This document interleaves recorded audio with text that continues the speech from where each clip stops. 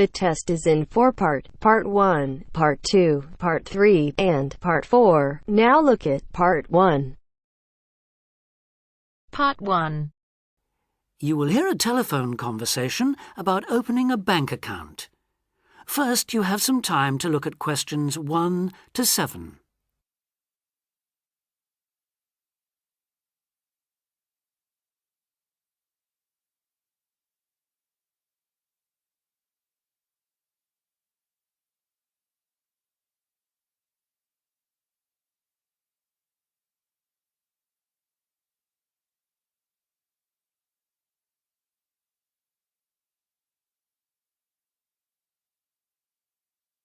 Now we shall begin.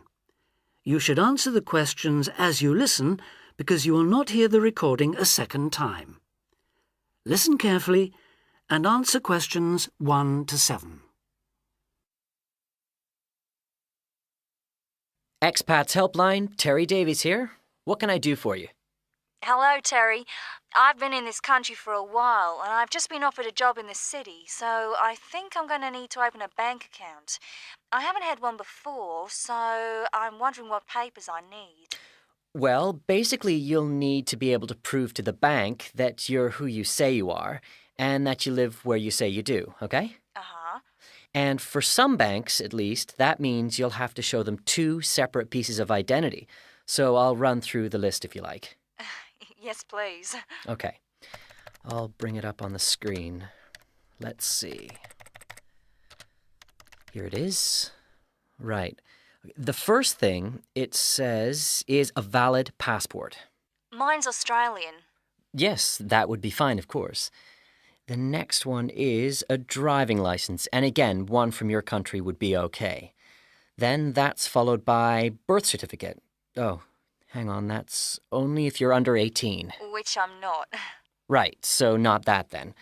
But you can also show them a benefit book. For instance, if you're in ill health or unemployed or getting income support. Yes, I could bring that. Or a letter from my employer, maybe? Well, that's not actually on the list, so we'll have to assume you can't. Okay.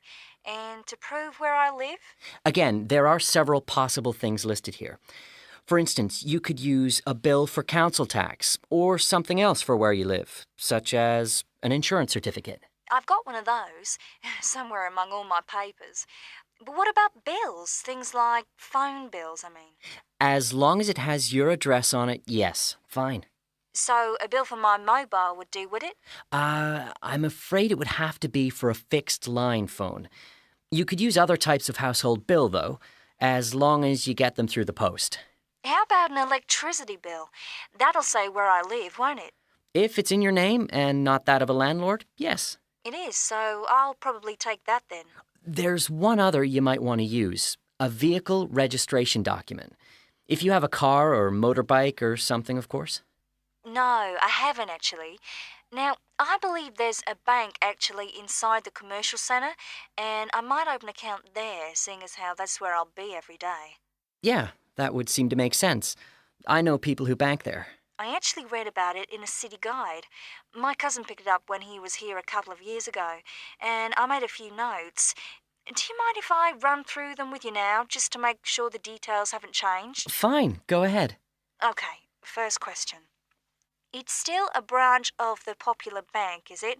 The one with links to Australian banks? No, it's actually been taken over by another big banking group, the Savings Bank. It still seems quite popular, though, especially with people doing business in the Asia-Pacific area. And when is it open, Monday to Saturday? I'll have to check their website for that. Give me a second or two, will you? Sure. Right. I've got it. Customer service, and it's just weekdays, I'm afraid. Does it say what their business hours are? I'm just looking for that. It's on a different page for some reason. I think there's been a change at some banks in the last year or so. Yeah, here it is. It's open from 9:30 in the morning till 3:30 in the afternoon. And it's on the top floor of the main centre building, is it, next to the travel agency? That's where it used to be, but they've since moved it to a slightly bigger place. It's on the ground floor now. Oh. And one last thing on this. I know most banks give incentives to young people to open accounts with them, but apparently this one didn't. Do you know if they're offering anything these days? I'll just check. I'm sure they'd say so on their new clients page if they were. No, there's nothing mentioned here. That's a pity. I was quite looking forward to getting my free gift. Before you hear the rest of the conversation, you have some time to look at questions 8 to 10.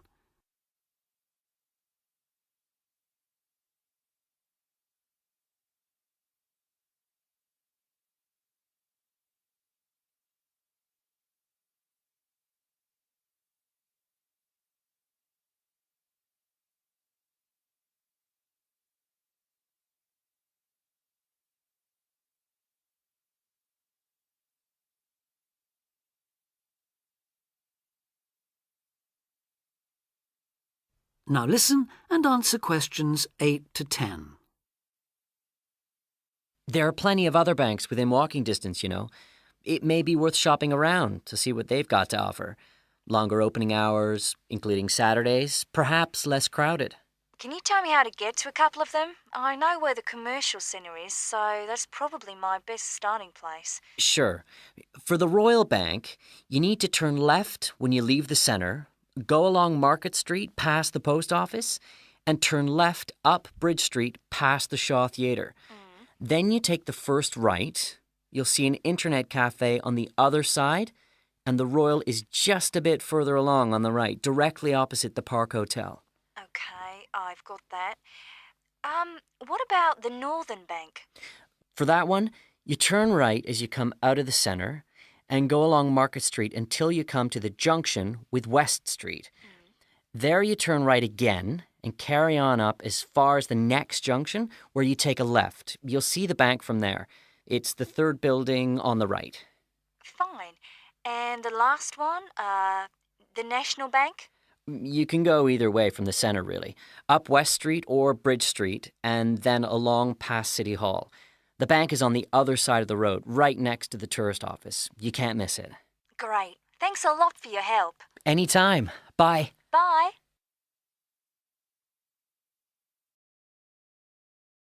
That is the end of part 1. You now have half a minute to check your answers.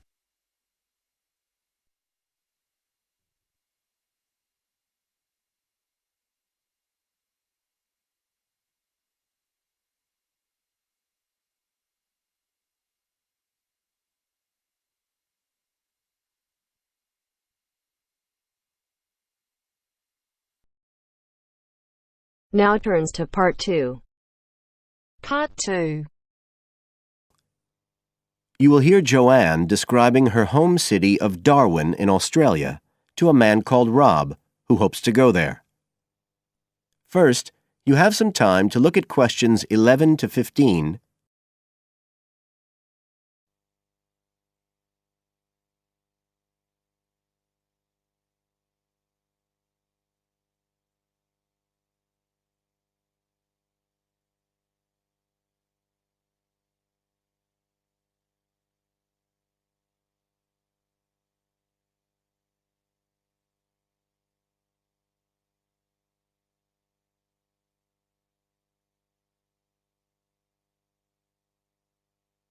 Now listen carefully and answer questions 11 to 15.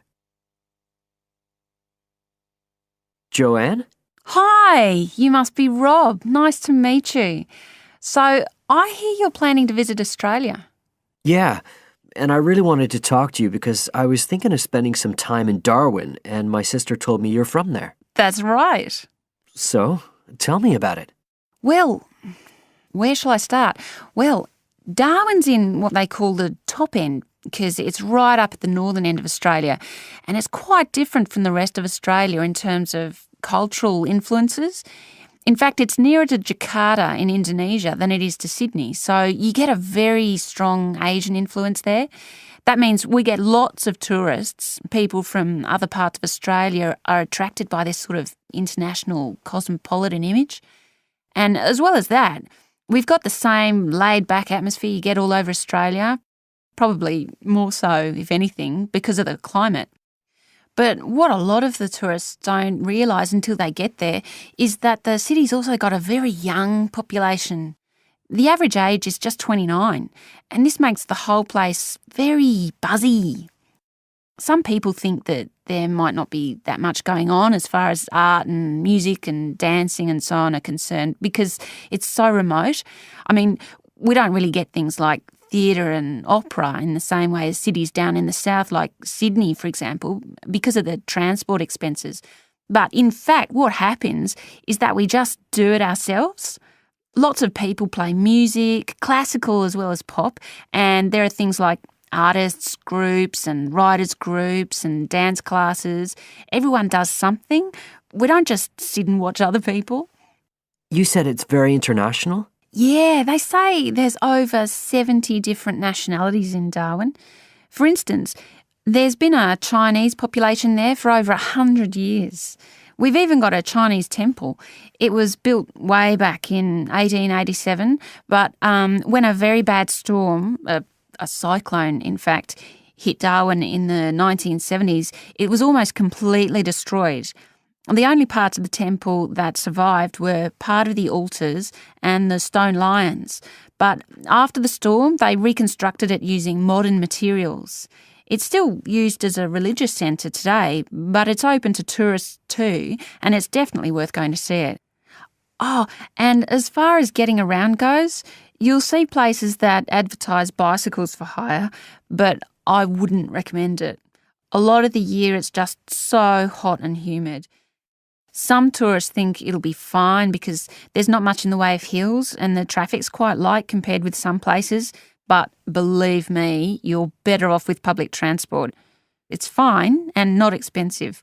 Or you can hire a car, but it's not really worth it. What's the swimming like? Well, there are some good beaches, but the trouble is that there's this nasty creature called the box jellyfish, and if it stings you, you're in bad trouble. So you have to be very careful most of the year, especially in the winter months. You can wear a lycra suit to cover your arms and legs, but I wouldn't like to risk it even so, personally. And there are the saltwater crocodiles too. I mean, I don't want to put you off. There are protected swimming areas netted off where you'll be safe from jellyfish and crocs, or there are the public swimming pools. They're fine, of course. You now have some time to look at questions 16 to 20.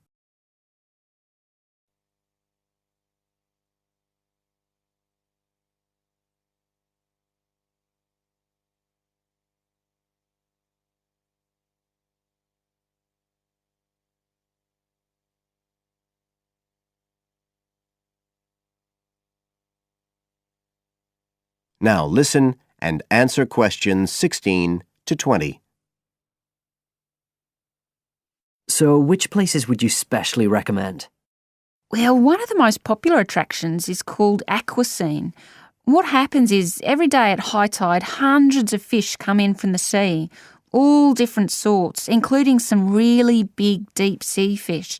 And some of them will even take food from your hand. It's right in the middle of town at the end of the esplanade.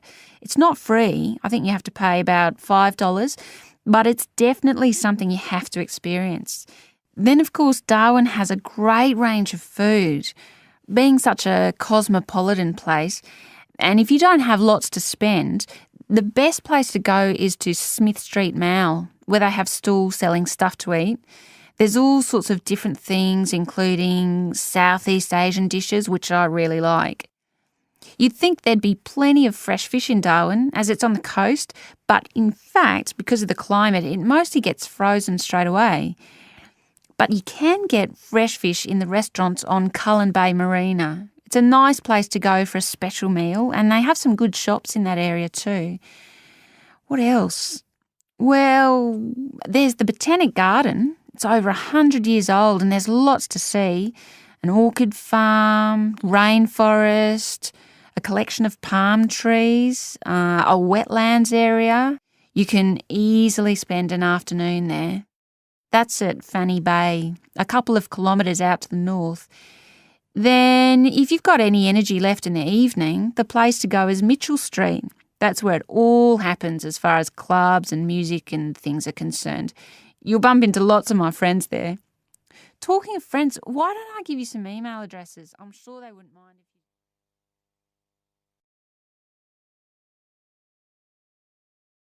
That is the end of part 2. You now have half a minute to check your answers.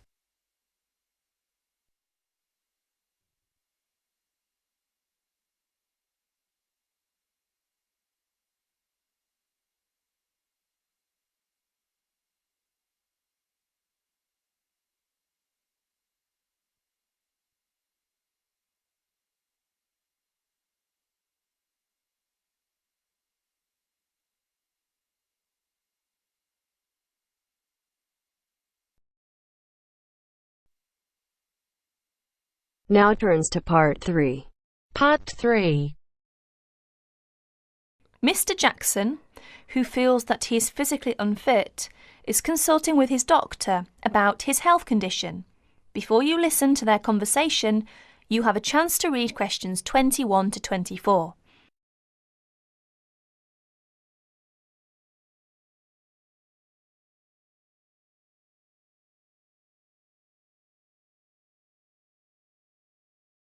Now please listen to the recording and answer questions 21 to 24. Well, Mr. Jackson, the first and important thing I have to tell you is that there is really nothing seriously wrong with you.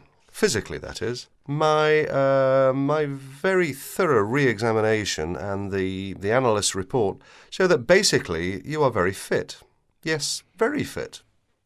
So, why is it, Doctor, that I'm always so nervy, tense, ready to jump on anybody? My wife, children, colleagues. I think your condition has a lot to do with, shall we call it, way of life, habits? Way of life? Habits? Yes. Now tell me, Mr. Jackson, you smoke, don't you? Yes, I'm afraid I do, Doctor. And rather heavily, I imagine. Well, yes. I smoke, about 40, 50 a day, I suppose. You should do your best to stop, you know.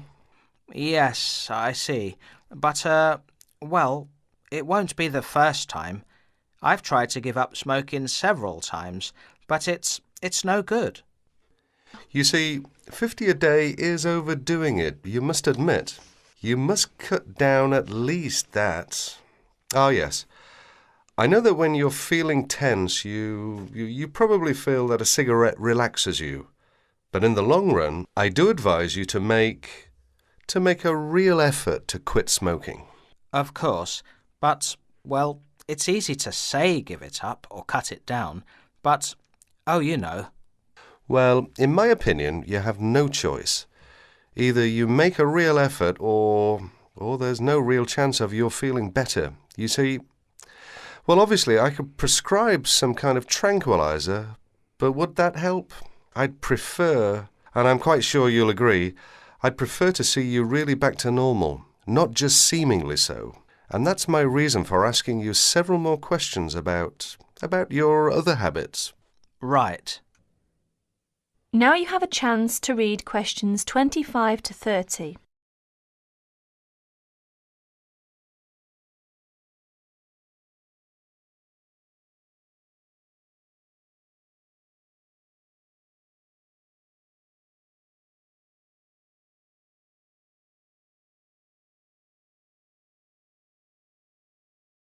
As you listen to more of their conversation, answer questions 25 to 30. Your eating habits, for example. What do you eat normally, during a normal day? Yes, well, I'm a good eater. Yes, I'd say I'm a good eater. Now let's see. Up at 8 in the morning, and my wife has a good breakfast ready. A good breakfast? The usual. A cereal followed by bacon and eggs with fried bread and perhaps a tomato or two. Then toast and marmalade, all washed down with a couple of cups of tea. Yes, I really enjoy my breakfast. Yes. I can see you do, but I'd advise you to eat rather less. We'll come to that later. Go on. Then lunch. No, first brunch. A cup of coffee and a bun at 11. Lunch has to be quick, because there's so much to do in the office about that time, so I have a pint and a sandwich in the pub. All very hurried. Try to be in less of a hurry. But I make up for it in the evening. I get home at about 7. Dinner's around about 8. Yes, my wife's an excellent cook. Excellent. It's usually some meat dish, and we like spaghetti as a first course. Spaghetti, a meat dish, cheese, sweet. But then, at the end of the day, shall we say, then I begin to feel on edge again. Most evenings after dinner we read or watch TV, but I get this terrible feeling of tension. Well, I'm sorry to have to say this because you obviously enjoy your food, but I really do recommend that you eat less, and secondly, that you eat more healthily. Instead of having that enormous breakfast, for example, try to be content with fruit juice and some cereal. I see, but 11 says right. Well, that's all right, but lunch should be more leisurely. Remember, your health is at stake, not your job. As for dinner, I'd advise you to eat a soup, perhaps, with a salad. A salad followed by some fruit. But my wife's cooking is superb, granted, and she probably enjoys preparing delicious meals for you. If you like, I'll have a word with your wife. No, that won't be necessary. Thanks just the same, Doctor, but no.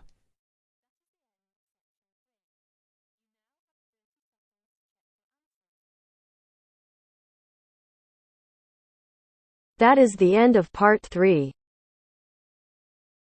You now have half a minute to check your answers.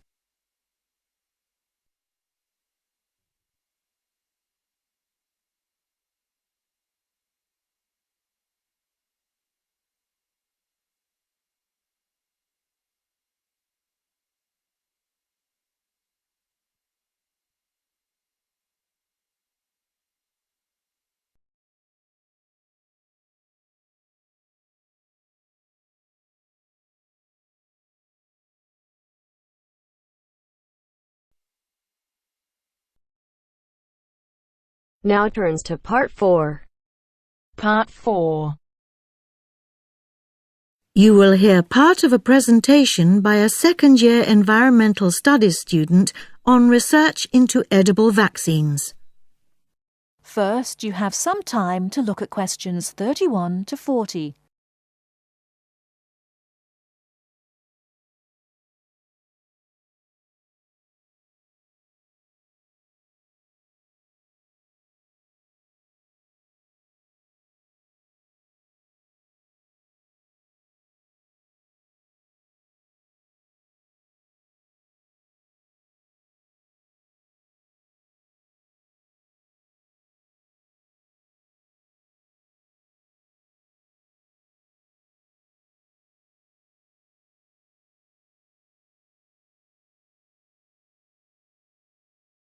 Now, listen carefully and answer questions 31 to 40. I've chosen to give my seminar presentation on a very interesting piece of appropriate technology designed to prevent sheep and goats from contracting a particularly virulent disease called goat's plague, which is a big problem across large parts of Africa, the Middle East, and South Asia. The Indian Institute of Science in Bangalore has been working to produce genetically modified peanut plants to deliver an edible vaccine, in other words, vaccine which is given through the medium of food. In this case, it is given through genetically modified peanut leaves, which are often used as animal fodder in India. Why is edible vaccine considered much better suited to the local conditions and needs than ordinary vaccines injected by needles? Well, firstly, injected versions are very expensive to produce, whereas edible ones are cheap, which must surely be one of the most important plus factors when choosing a mode of delivery. Secondly, a big drawback with injected vaccines is that they easily perish when they are not kept cool. By contrast, there are far fewer problems with storing edible vaccines. They can last a long time outside a fridge.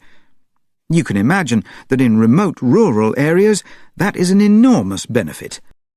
Another advantage is, because this edible vaccine only contains one viral protein, it allows vets easily to pick out which animals are infected. It's apparently a common problem with injected vaccine that vets can't distinguish between sick and vaccinated animals. However, edible vaccines do have their drawbacks. The major problem is ensuring that exactly the right dose is delivered.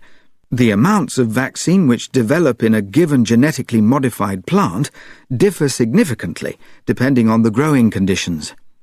Obviously, too little of the protein might leave certain animals insufficiently protected. And there is also another shortcoming related to the issue of dosage of these vaccines. 99% of the protein actually perishes in the sheep or goat's stomach. We therefore cannot be sure just how much is getting through and working to protect the animal. These negative aspects really have to be addressed to ensure that animals receive maximum benefit. And finally, as with all GM crops, the transgenic peanut plants will have to be grown under strict supervision if we are to ensure that it does not contaminate peanuts grown for human consumption. Now, moving on to the next part of my seminar presentation.